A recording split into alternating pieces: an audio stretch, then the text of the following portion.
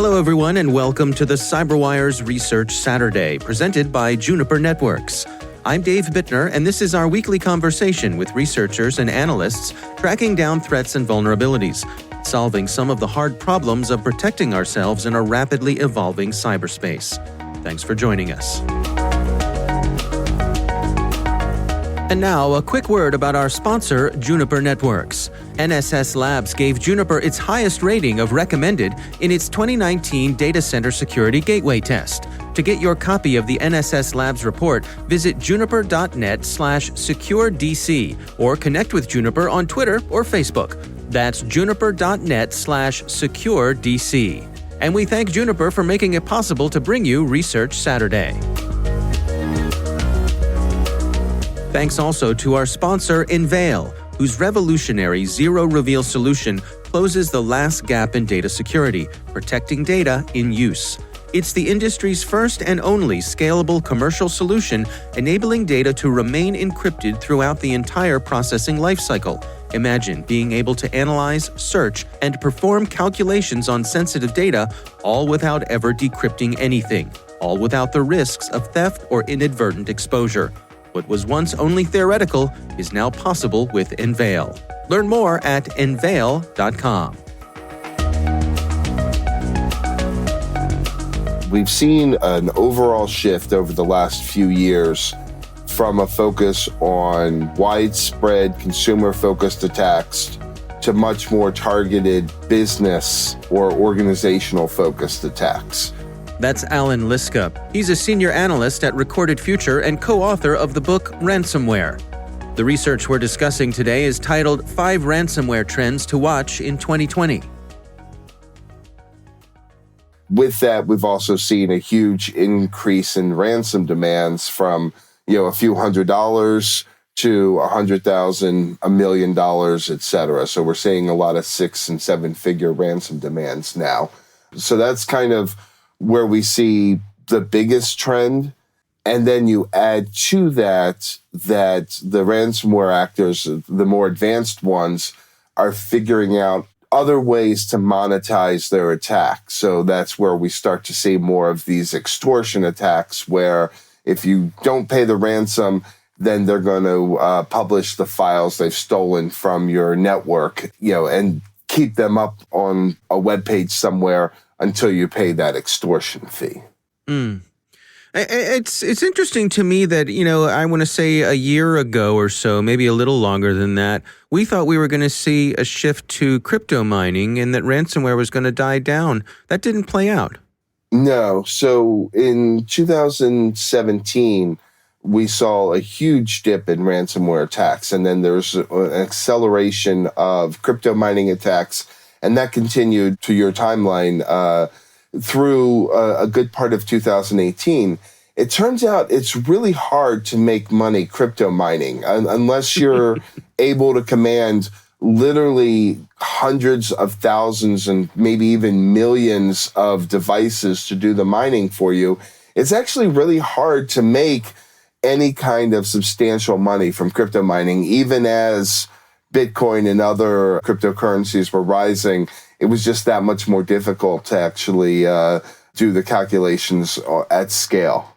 What other trends are you tracking here when it comes to ransomware? So we're seeing a big rise in ransomware as a service, which is really interesting because some of the top ransomware actors, so the teams behind Revel, also known as Sodabinki, and Nemty, Megacortex, all rely on a ransomware as a service model. And of course, famously, before they were shut down, GandCrab relied on that model as well. What that does is it becomes a force multiplier for the threat actor. Instead of having to worry about a dozen threat actors, we now have to worry about hundreds of threat actors. Still only dozens of ransomware that are really a threat, but there are a lot more people behind them using a lot of different methods of activity, which means that it's harder to pinpoint where the entry point for the ransomware will be. So if you take Revel, for example, primarily what we used to see is they would be delivered through phishing emails, and we still see a lot of that. But some of the people that use their ransomware as a service will also gain access through a managed service provider. And then they'll jump from that managed service provider to target customers. We saw that in Texas, for example, last year with the 22 towns and cities that were infected from a managed service provider. We've also seen some of the Revel affiliates who are going after Citrix vulnerabilities or remote desktop protocol, et cetera, which means that again, that attack surface grows because there are so many different threat actors that are using that same ransomware. Given where we stand today with ransomware, what are your recommendations for organizations to set up shop to be protected against it? In this environment, as things have evolved, how do you think folks should go about that? Well, one of the things that you need to worry about, we've always advocated for good backups, right? Good backups and checking those backups and making sure that you have offline access to your backups, that they're not directly connected to the networks, because we know attackers, ransomware actors like to go after those backups. But the other thing that you now have to worry about is you have to identify the attack as soon as possible. So before, what you'd have, when I say before, I'm talking all the way back in 2016, 17, the ancient times. You'd have the ransomware actor who would gain access to a box, and then they'd infect that box, and then the attack would be over.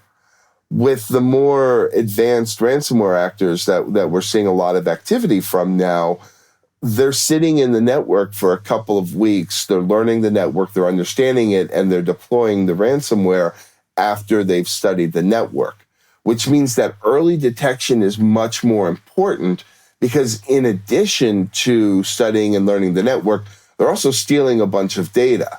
So if you wait until the first system is encrypted to stop the ransomware attack, even if you effectively stop that, gigabytes, hundreds of gigabytes, if not terabytes of your data have already been stolen, and you're going to get an email from that actor in a few days saying, hey, you haven't paid the ransom. Just want you to know I've thrown your files up on this website, and I'm going to release them to everybody if you don't give me that extortion fee. Which is actually an interesting trend that we're seeing. That was one that I hadn't expected, where lawyers are now getting involved in the process. So the problem is, if you're going to throw companies' data up on a website, you can't necessarily do it on like an underground forum or a dark web where nobody can see it. You have to throw it up on a public website. Well, the moment you do that, you're now in sort of the realm that companies are used to operating, where the ransomware actors aren't used to operating in that realm. So we saw this with the Maze ransomware, where they were one of the first to lead the extortion campaigns. They put all of the customer data up on a website hosted in Ireland, which obviously all of that ran afoul of GDPR. The website provider got sued by a company in Georgia whose data was exposed. And not only did the website get taken down, but the whole hosting company got shut down. So this is going to be an area where we may see more lawyers involved in this type of activity as the courts get smarter about this. Another example in the UK, where a company paid a ransom, and the court stepped in and demanded that the exchange actually return the ransom money. The court said it was illegal activity, and the Bitcoin exchange had to actually give back some of the Bitcoin that hadn't already been taken off and laundered in other places. Which, again, this is a surprise to me, is we will see more court activity as the money gets, as the ransom demands get higher, as the extortion demands get higher, and these operators, these ransomware operators, act with more impunity. They're going to come up against, not just law enforcement, but legal enforcement.